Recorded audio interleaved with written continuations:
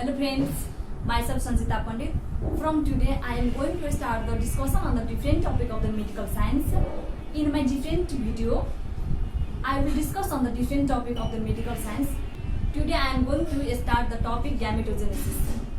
यो टपिकमा हामीले चाहिँ बुझ्नुपर्ने कुरा यो भनेको के हो, यो कुन प्रोसेसद्वारा चाहिँ कम्प्लिट हुन्छ हैन, यो प्रोसेसमा माइटोसिस म्योसिसहरु कसरी चाहिँ वर्क गर्छ, कसरी चाहिँ कम्प्लिट हुन्छ भन्ने बारेमा हामी डिस्कस गरौँ फर्स्टमा। सो यसको डेफिनिसन भन्दाखेरि चाहिँ the process in which cells undergo meiosis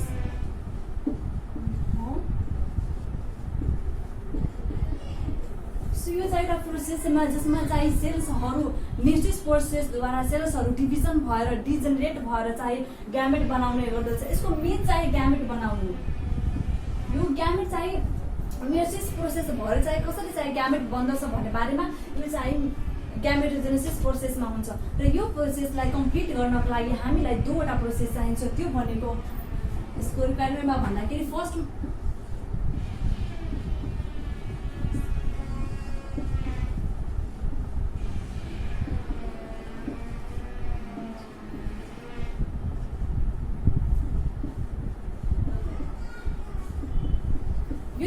यो दुईवटा प्रोसेसबाट चाहिँ यो ग्यामेटोजेनेसिस प्रोसेस चाहिँ कम्प्लिट हुन्छ। सो फर्स्टमा हामीले चाहिँ यो स्पर्मेटोजेनेसिस हेरौँ। सो अब हामी स्टार्ट गरौँ स्पर्मेटोजेनेसिसदेखि। स्पर्मेटोजेनेसिस भनेको the formation of the development of the spermatogonia. Spermatogonia कसरी चाहिँ फर्मेसन हुन्छ, डेभलपमेन्ट हुन्छ भन्ने प्रोसेसलाई चाहिँ स्पर्मेटोजेनेसिस भनिन्छ। यो प्रोसेसमा चाहिँ स्पर्म चाहिँ कसरी बन्छ, कुन प्रोसेसद्वारा कसरी चाहिँ प्राइमरी स्पर्मेटोसाइट र सेकेन्डरी स्पर्मेटोसाइट बन्छ, कसरी माइटोसिस र म्योसिस चाहिँ कम्प्लिट हुन्छ भन्ने बारेमा चाहिँ यसको प्रोसेसमा हेरौँ हामी। सो प्रोसेसमा हामी हेर्दाखेरि स्पर्मेटोगोनियम पहिला एउटा सेल हो हैन, यो स्पर्मेटोगोनियम भनेको डिप्लोइड भयो, total number of the cell भयो। सो टोटल नम्बर कति हुन्छ, 46 हुन्छ हैन। त यो स्पर्मेटोगोनियम भनेको डिप्लोइड हुन्छ र यसलाई चाहिँ हेप्लोइडमा half number of the total भनेको चाहिँ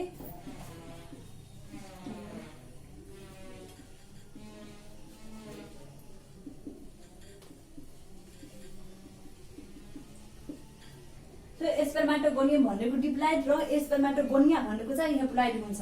यो प्रोसेस चाहिँ स्पर्मेटोगोनियम प्रोसेस चाहिँ कहाँ हुन्छ, यो चाहिँ सेम्निफेरस ट्युबल्समा हुन्छ।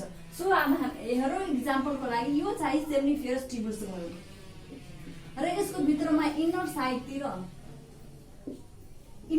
चाहिँ सेलहरु छ, सोम सेलहरु जसलाई चाहिँ जर्म सेल भन्ने गरिन्छ। सो सेम्निफेरस ट्युबल्सको भित्र चाहिँ स्पर्मेटोजेनेसिस चाहिँ प्रोसेस भइरहेको छ।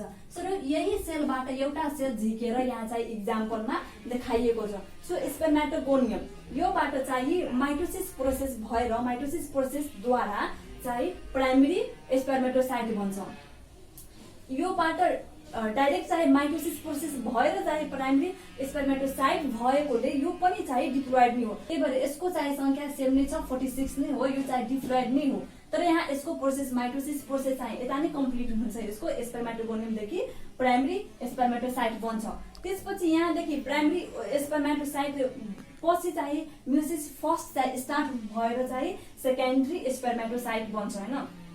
यो अब चाहिँ हेप्लोइडमा गयो, किनभने 46 यसको टोटल नम्बर र यसको half number of the total is 23 भयो। चाहिँ दुईचोटि टुक्रेर हाफमा यति आयो र यो चाहिँ सेकेन्डरी स्पर्मेटोसाइट बन्यो हैन म्योसिस फर्स्टबाट। र यसको म्योसिस फर्स्ट चाहिँ यता नै कम्प्लिट हुन्छ यसको। अनि त्यसपछि म्योसिस सेकेन्ड स्टार्ट हुन्छ र म्योसिस सेकेन्ड स्टार्ट भएर स्पर्मेटिड्स बन्छ हैन। स्पर्मेटिड्स यो म्योसिस सेकेन्ड डेजमा स्टार्ट त भयो, तर अहिलेसम्म चाहिँ म्योसिस चाहिँ सेकेन्ड चाहिँ कम्प्लिट हुँदैन, किनभने यसको प्रोसेस चाहिँ अगाडितिर जान्छ, ओजोनोसिसतिर जान्छ कम्प्लिट हुनको लागि। सो म्योसिस सेकेन्ड चाहिँ यहाँ कम्प्लिट भएको छैन, तर चाहिँ सेकेन्डरी स्पर्मेटोसाइटबाट दुईवटा भयो हैन। अनि दुईवटाबाट चाहिँ दुईचोटि चाहिँ टुक्रेर चाहिँ 4 चोटि 4वटामा आउँछ, 4 चोटि बन्छ र यो चाहिँ स्पर्मेटिड्समा जान्छ। अनि त्यसपछि स्पर्मेटिड्समा गएपछि यहाँ चाहिँ स्पर्मियोजेनेसिस प्रोसेस स्टार्ट हुन्छ। यहाँ अहिलेसम्म चाहिँ म्योसिस सेकेन्ड चाहिँ कम्प्लिट भएको छैन। त्यसपछि स्पर्मेटोजेनेसिस चाहिँ स्टार्ट हुन्छ र स्पर्मेटोजेनेसिस प्रोसेसद्वारा चाहिँ स्पर्म बन्छ। स्पर्मेटिड्स देखि स्पर्म बन्नु प्रोसेसलाई चाहिँ स्पर्मियोजेनेसिस भन्छ। तर यसमा के हुन्छ, यो चाहिँ स्पर्मेटोजेनेसिस भनेको चाहिँ स्टार्ट फ्रम द स्पर्मेटोगोनियम देखि स्पर्म बन्नु प्रोसेससम्मलाई चाहिँ स्पर्मेटोजेनेसिस भन्छ। तर चाहिँ स्पर्मियोजेनेसिस भनेको अब चाहिँ स्पर्म बन्यो होइन। त्यसपछि स्पर्म भनेको चाहिँ यो कहाँ बनेको छ अहिलेसम्म, यो चाहिँ सेम्निफेरस ट्युबल्समा बनेको छ। त्यसपछि हो स्पर्म चाहिँ यो प्रोसेसद्वारा चाहिँ स्पर्म चाहिँ सेम्निफेरस ट्युबल्सबाट निस्केर यो चाहिँ सर्टोलाइज सेल्समा गएर चाहिँ यसले न्युट्रिसन हुन्छ। त्यसपछि चाहिँ यो एसेसरी डक्ट हुँदै चाहिँ आफ्नो प्रोसेसमा चाहिँ अगाडि बढ्छ। फर्स्टमा सेम्निफेरस ट्युबल्सबाट बाहिर निस्क्यो, त्यसपछि सर्टोलाइज सेलमा गएर न्युट्रिसन लिने काम गर्छ। त्यसपछि चाहिँ एसेसरी डक्टबाट बाहिर भएर चाहिँ अगाडि प्रोसेसमा चाहिँ बढ्ने गर्दछ। यो प्रोसेसमा यो चाहिँ म्योसिस कहाँ कम्प्लिट हुन्छ यो बुझ्नको लागि स्पर्मको पिक्चर बुझ्न जरुरी छ। सो अब हामी हेरौँ स्पर्मको पिक्चरमा।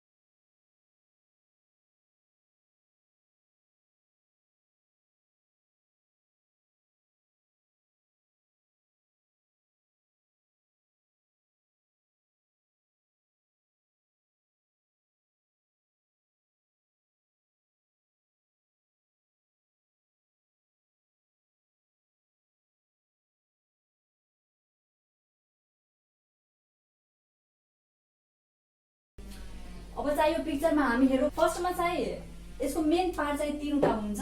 एउटा हेड, नेक र टेल हुन्छ मेन पार्ट। अनि हेडमा चाहिँ हेडले बोकेको हुन्छ एक्रोजोम सुरुमा।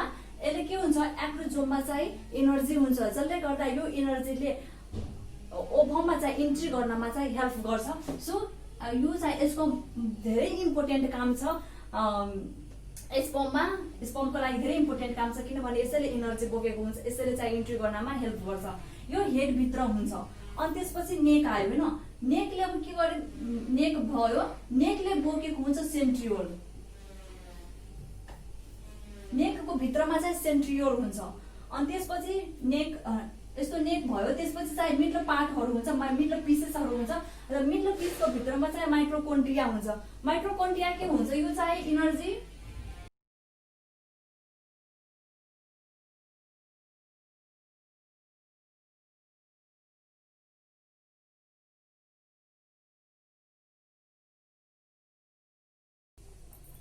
एनर्जी प्रोड्युसिङ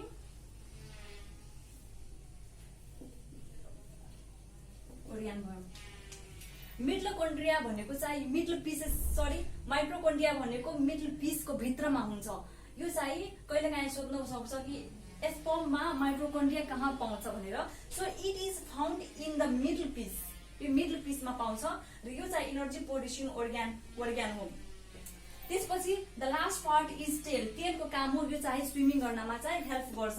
यसले चाहिँ जतिखेर चाहिँ स्पर्म ओभम लिएर जान्छ त्यतिखेर चाहिँ यसले चाहिँ स्विमिङ गर्नमा हेल्प गर्छ टेलले। अब माइटोसिस यो मियोसिस प्रोसेस सेकेन्ड कहाँ चाहिँ कम्प्लिट हुन्छ भन्दाखेरि जब चाहिँ स्पर्म चाहिँ ओभम लिएर जान्छ, ओभममा इन्ट्री गर्छ, त्यतिखेर चाहिँ नेकमा भएको यो सेन्ट्रियोल चाहिँ स्पर्मको भित्रमा जान्छ होइन।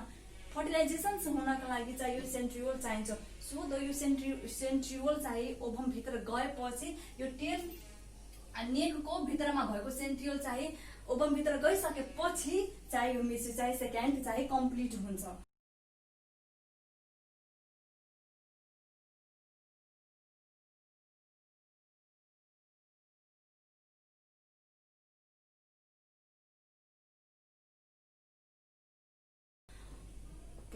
यति थियो चाहिँ स्पर्मेटोजेनेसिसको।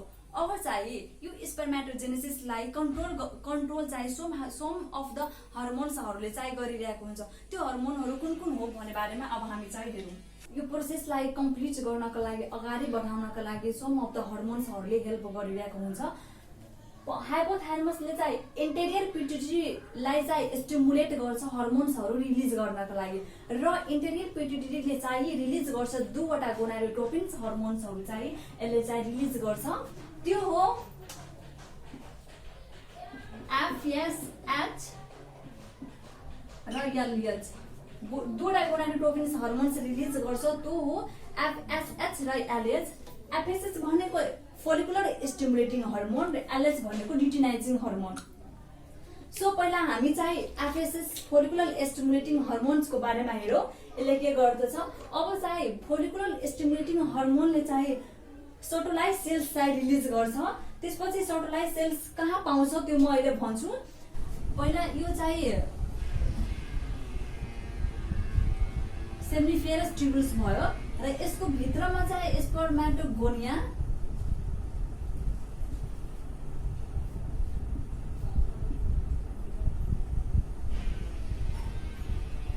यो चाहिँ सेमिफेरसको भित्रमा चाहिँ स्पर्मेटोगोनिया र भित्रमा नि एउटा बेग्लै किसिमको चाहिँ स्ट्रक्चर छ, त्यो चाहिँ सेटोलाइज सेल हो। यो चाहिँ सेटोलाइज सेल।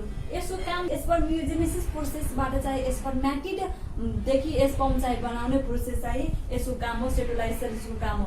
त्यस्तै यो साइड अब हाम्रो एलएचमा ल्युटिनाइजिङ हर्मोनले के गर्छ? लिडिङ सेल चाहिँ निकाल्छ। लिडिङ सेल कहाँ हुन्छ? अब सेमिफेरस ट्युबुल्सहरूको बिचमा, एउटा चाहिँ सेमिफेरस ट्युबुल्सहरूको बिचमा चाहिँ सराउन्डिङ बिचमा चाहिँ एउटा फ्लुइड हुन्छ, फ्लुइड जस्तो हुन्छ कि बिचमा। यो भनेको नि चाहिँ लिडिङ सेल हो।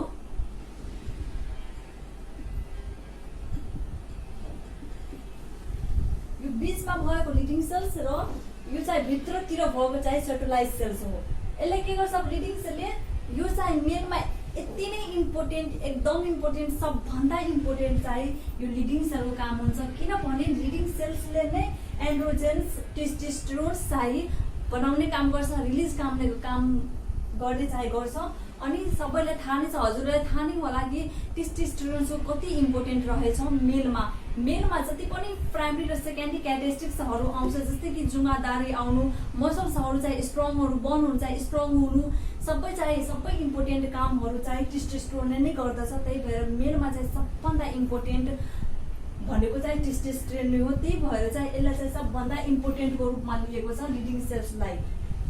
अब चाहिँ स्पर्मेटोजेनेसिस प्रोसेसमा यसले लिडिङ सेलले के गर्दछ भन्दाखेरि चाहिँ एन्ड्रोजेन चाहिँ स्टिमुलेट गर्छ, एन्ड्रोजेन चाहिँ निकाल्छ र एन्ड्रोजेनले के गर्छ? स्टिमुलेट गर्छ यो प्रोसेसलाई अगाडितिर बढाउनको लागि, अगाडितिर कम्प्लिट गर्नको लागि चाहिँ सबभन्दा बढी इम्पोर्टेन्ट भनेको लिडिङ सेल्सले यसमा आफ्नो भूमिका चाहिँ निभाउने गर्दछ।